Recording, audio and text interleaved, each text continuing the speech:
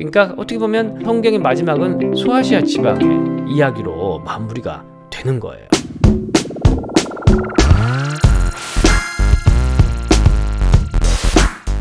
네, 오늘은 20페이지, 21페이지를 살펴보겠습니다. 조금 더 자세히. 20페이지 제일 밑을 보면 먼저 무대를 살펴보자. 창세기의 사건들은 대체 어디에서 일어났을까?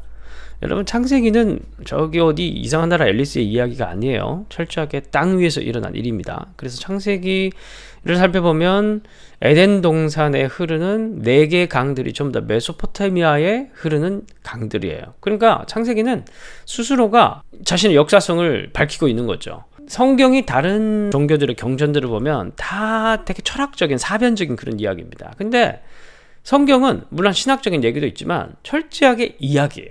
땅에서 살아가는 사람들의 이야기. 그렇기 때문에 성경을 배운다는 것은 기본적으로 땅의 이야기를 살피는 것이고, 그렇기 때문에 우리는 성경의 지리를 조금 더 종합적으로 통합적으로 우리가 배우고 먼저 이해해 볼 필요가 있습니다. 그런 의미에서 오늘 영상을 준비를 했는데, 21페이지 보면 그 지도 있죠. 이 지도가 성경의 모든 사건들이 일어난 배경, 무대가 된다고 할 수가 있겠습니다. 그리고 굉장히 넓죠. 무대가 굉장히 넓습니다.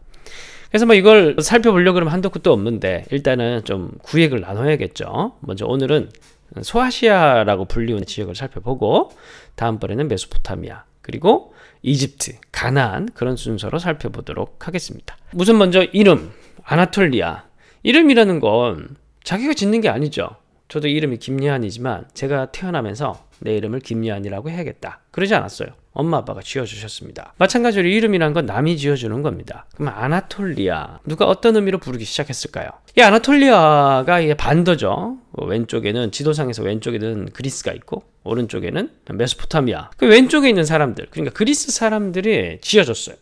그리스 사람들이 봤을 때 해가 떠오르는 방향 동쪽이지 않습니까? 그래서 아나톨리라는 단어는 그리스어로 떠오르다라는 뜻의 아나텔로에서 유래가 됐습니다. 이 사람들은 아나톨리아를 보면은 떠오르는 곳 이렇게 부른 거예요. 그러니까 그 오리엔트라는 말이라든지 아니면 라틴어로 떠오르다라는 뜻이 레바레, 거기에서 레반트라는 단어가 유래가 됐죠. 다 같은 말이에요. 그러니까 레반트나 오리엔트나 아나톨레나 다 서양 사람들이 봤을 때 동쪽이니까, 해가 떠오르는 쪽이니까 떠오른다, 떠오르는 곳, 뭐 이렇게 부른 거예요. 재밌죠? 그런데 정확한 지명 이름으로는 아시아라고 불렸던 지방이에요, 아나톨리아가. 그런데 로마가 동쪽을 다 먹죠.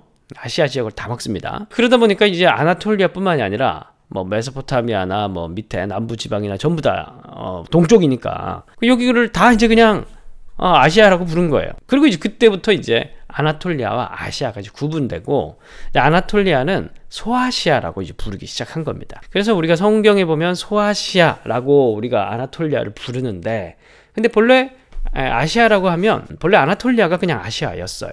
로마 시대 이후부터 소아시아로 바뀌었다는 거. 자, 이제 그러면 지형으로 한번 넘어가 보도록 하겠습니다.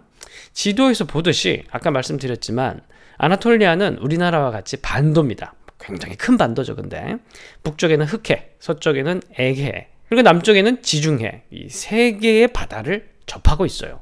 어마어마한 땅덩이고 스케일이 장난 아니죠. 그래서 이제 해안 평야가 많습니다. 우리나라도 해안 도시들이 많죠. 뭐 대표적으로 부산, 우리나라의 제2대 도시이지 않습니까? 서울이 있고 그 다음에 부산 광역시지 않습니까? 어마어마하죠, 부산이라는 동네도. 그러니까 바다를 끼고 있다라는 거, 남도에 있지만 바다를 끼고 있다는 것만으로 엄청나게 발전을 할 수가 있는 겁니다. 그래서 이 아나톨리아에도, 소아시아에도 해안평야가 발달을 했어요. 여러 많은 도시들이 발달을 했습니다. 성경에 나오는 유명한 도시들이 있죠. 소아시아의 도시들, 대표적으로 에베소. 그렇죠? 에베소는 로마 시대 소아시아의 수도였을 정도로 고대로부터 사람들이 많이 모여 살았던 유명한 도시입니다. 그리고 사르디스, 성경으로 하면은 이제 4대와 같은 도시가 있고, 그 다음에 트로이 목마로 유명한 드로아가 있습니다. 드로아, 성경에서는 드로아라고 하는데 트로이죠. 트로이, 세계사적 이름으로 하면. 그리고 바울의 고향이 어디입니까? 타르소스, 성경에는 다소라고 하는데 여기도 해안평야입니다.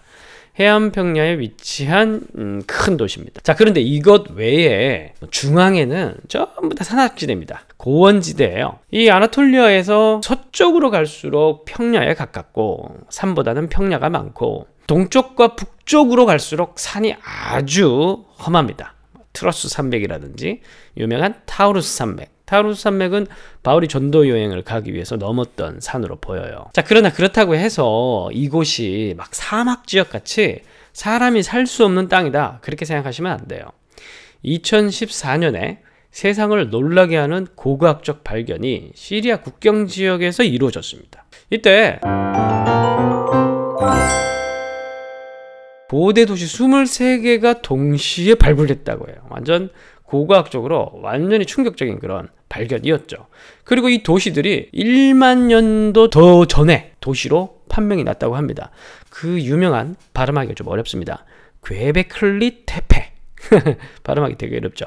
괴베클리 테페라고 하는 유적인데, 이게 현재 가장 오래된 인류가 만든 인공 구조물이라고 합니다. 이게 한 기원전 9600년 전에 만들어졌다고 해요. 여기 보면 뭐 T자형 기둥, 그 다음에 타원형 신전이 23개가 발견이 됐고, 그래서 학자들이 이 신전 근처에는 한 4, 5천 명 정도 되는 사람들이 모여서 공동체를 구성하며 살지 않았을까, 그렇게 봅니다. 그러니까 아주 오래전부터 사람이 살았다는 거예요. 자, 그러면 어떻게 이렇게 고원지대, 산악지대, 이렇게 산들이 많은데 사람들이 모여 살고 도시가 생길 수 있었을까? 여기에 물이 흐릅니다.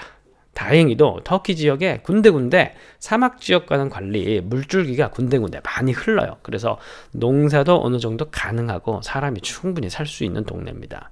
그러니까 어떻게 보면 되게 복받은 동네죠. 이 동네도, 터키도 되게 복받은 동네입니다. 그런데 그래도 농사보다는 예로부터 다른 걸로 더 먹고 살았습니다. 자원을 캐서 주로 살았는데, 지금도 철구리나 마연, 금, 니켈, 크롬, 망간, 보크사이트, 뭐 이런 것들이 많이 매장이 되어 있다고 해요. 이런 걸 지금도 이제 수출을 하면서 먹고 사는데, 이 동네 사람들은 고대 시대에서도 사실 구리를 캐가지고, 이 아나톨리아에 있는 산악 도시들이 구리를 캐가지고 이 메소포타미아에 있는 사람들과 강을 통해서 곡물을 거래했다고 합니다. 뗏목을 이렇게 뭐 보내는 거죠. 뭐 구리 같은 걸 실어가지고, 그러면 이제 아나톨리아 사람들이 다시 곡물을 올려 보내고 막 그렇게 살았다고 합니다.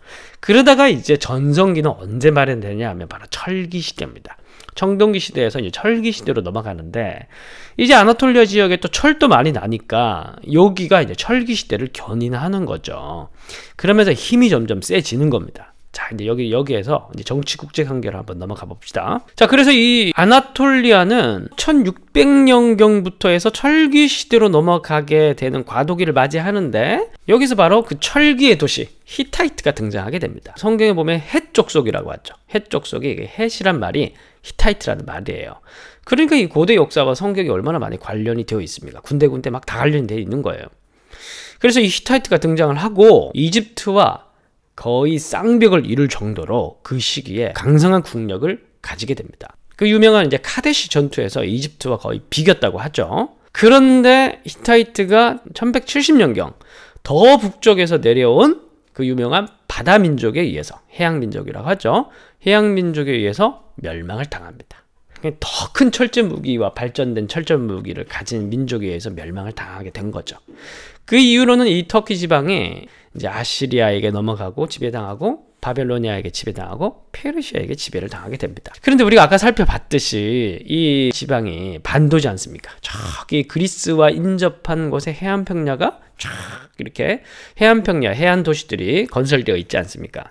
이제 여기에 이제 그리스 사람들이 많이 건너가서 살기도 하고, 또 그리스 사람들이 정복도 하고, 그래서 이 페르시아 시대에 이쪽 지방의 그리스계 도시들, 그러니까 동쪽에, 동방에 분명히 속해 있지만 그리스계 도시들이 있었는데, 이 지방을 가리켜서 이오니아 지방이라고 부릅니다.